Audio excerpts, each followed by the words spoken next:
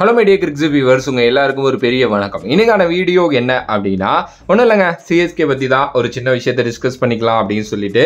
CSK இருக்க போகிற 3 கேமில் 3 கேமுமே ஜெயிச்சாகணுங்கிற ஒரு சுச்சுவேஷனில் இருக்காங்க. 2 மஸ்ட் வின்னு, ஒரு தோல்வி அடைஞ்சால் பிரச்சனை இல்லை. பட் ஆனால் 3க்கும் 3 வெற்றி பெற்றுட்டா கம்ஃபர்டபுள் தானே. ஓகே, அதுவும் வந்து பார்த்தீங்கன்னா ஒரு மேட்ச் ஜிடியோட ஈஸியாக வின் பண்ணிடலாம் மாதிரி தெரியும், ஆனால் கொஞ்சம் கஷ்டம். அடுத்த மேட்ச் வந்து பார்த்தீங்க அப்படின்னா ஆர்ஆரோட சேப்பாக்கில் நடக்க போகுது. அதுக்கு அடுத்த மேட்ச் ஆர்சிபியோட சின்னசாமியில் நடக்க போகுது. ஓகேவா? சோ இப்போ என்ன மேட்டர் அப்படின்னா, சிஎஸ்கே கிட்ட உண்மையிலுமே இருக்கிற ஒரு மிகப்பெரிய பிரச்சனை என்ன தெரியுமா?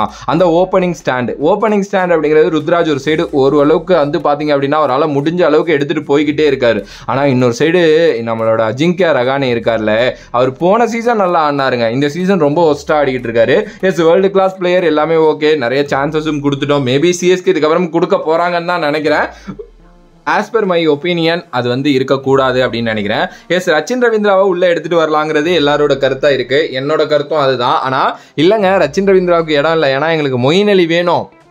ஸோ நாங்கள் மொயின் அலியை வச்சே நாங்கள் பவுலிங்லாம் பிளான் பண்ணியிருக்கோம் அப்படின்னு நீங்கள் நினச்சிங்கன்னா, ஒய் நீங்கள் மொயின் அலியை வச்சு ஓப்பன் பண்ணக்கூடாது? மொயின் அலியை பேட்டிங்கில் யூஸ் பண்ணுறதே கிடையாது. மொயின் அலி டாப் ஆர்டரில் நல்லா விளையாடக்கூடிய ஒருத்தர். ஒரு காலகட்டத்தில் சுரேஷ் ரெய்னா நம்பர் 3 பொசிஷனை சிஎஸ்கேக்காக ஹோல்டு பண்ணி இருந்தார்.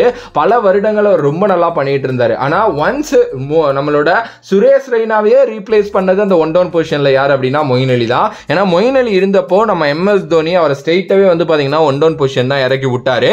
அங்க அவர் ரொம்ப சக்சஸ்ஃபுல்லா இருந்தாரு. அதுக்கப்புறம் இங்கிலாந்து டீம்லயும் அவருக்கு அந்த பொசிஷன் கொடுத்தாங்க. அங்கேயே அவர் நல்லா விளையாண்டு ஒரு டைம்ல ஒரு சீரீஸ்ல லீட் பண்ணவே ஆரம்பிச்சிட்டாரு அந்த டீமை. இப்போ வைஸ் கேப்டனா போட்டிருக்காங்க. ஸோ மொயின் அலியோட கேப்பபிலிட்டிஸ் எந்த அளவுக்கு இருக்கு அப்படிங்கிறது நம்ம எல்லாருக்குமே தெரியும். அவர் பேட்டிங்ல நீங்க பினிஷரா எப்படி யூஸ் பண்ண போறீங்கன்னு எனக்கு தெரியல. ரவீந்திர ஜடேஜா இருக்காரு, MS தோனி இருக்காரு, நீங்க சமீர் ரிஸ்வியே பினிஷரா தான் வேணும்னா யூஸ் பண்ணிக்கிட்டு இருக்கீங்க.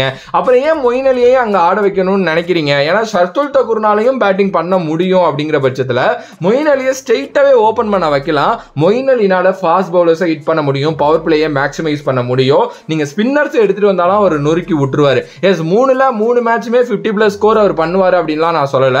3 மேட்ச் நீங்க வாய்ப்பு கொடுக்குறீங்க அப்படின்னா 2 மேட்ச் அதில் அசால்ட் பண்ணிடுவாரு.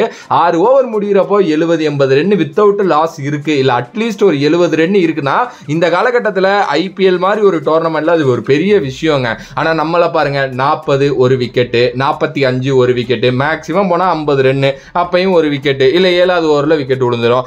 சீரியஸ்லி அந்த ரெண்டுமே வந்து பாத்தீங்கன்னா ருத்ராஜ் ஐக்வாட் தான் எப்படியாவது நின்று அடிப்பாரு. நீங்க ஒரு சைடு ஓப்பனரா நல்லா விளையாடல அப்படின்னா கூட இருக்கிற ஓப்பனர் லைக் ருத்ராஜ் மாதிரி ஒரு ஆளுக்கு எந்த அளவுக்கு பிரஷர் ஏறுங்கிறது தெரியுமா தெரியாதான்னு எனக்கு தெரியல. கண்டிப்பா தெரிஞ்சிருக்கும், ஏன்னா அவர் இன்டர்நேஷனலான ஒரு பிளேயரு, அதுவும் ஒரு கேப்டனா இருக்கார் ருத்ராஜ். அப்படிங்கிறப்போ அவர் ரொம்ப பாவங்க, டீமை எடுத்துட்டு போயிட்டே இருக்கணுங்கிற ஒரு சூழ்நிலை வந்துகிட்டே இருக்கும்.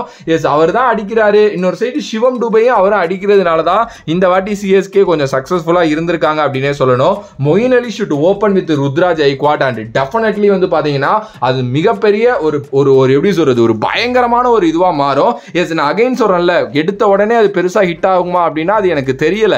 ஆப்வியஸ்லி இதுக்கு முன்னாடியே கொஞ்சம் வாய்ப்புகள் கொடுத்துருந்தா நம்ம சொல்லியிருக்கலாம். ஆனா எனக்கு தெரிஞ்சு அதை ட்ரை பண்ணலாங்க. அதை ட்ரை பண்ணாங்க அப்படின்னா அது மாறும். இல்லைங்க, எங்களுக்கு மொயின் அலி பெருசா தேவைப்பட மாட்டேங்கிறாரு அப்படின்னா நீங்க ரச்சின் ரவீந்திராவை இறக்கி உள்ள கொண்டு வரலாம்.